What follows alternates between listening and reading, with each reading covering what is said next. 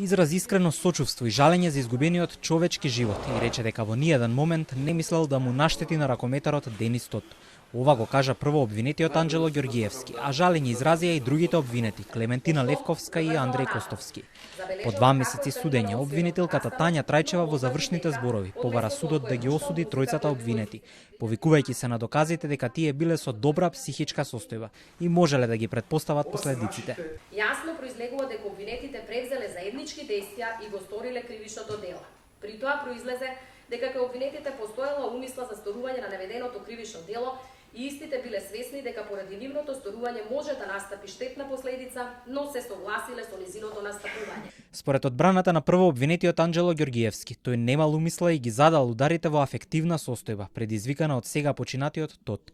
Неговиот адвокат се повикува на наодот од вештите лица дека Ѓоргиевски поради силна раздразливост бил под силни емоции и со намалена пресметливост.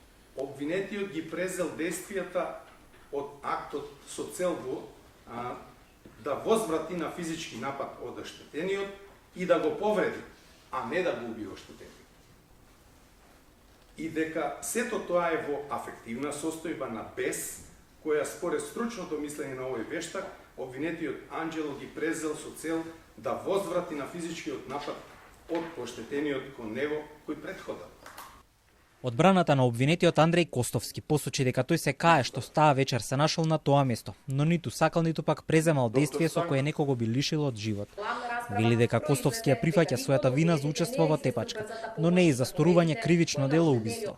Адвокатот на Клементина Левковска, која на видеото се гледа како го клоца ракометарот Тот додека тој лежи на асфалтот, смета дека не постои силен доказ дека таа ја нанела смртоносната повреда и тоа ја ослободува од вина за стореното кривично дело кое и се става на товар. Адвокатот пак на семејството на Денис Тот побара одштета од 9 милиони денари поединечно за таткото, мајката и братот на ракометарот.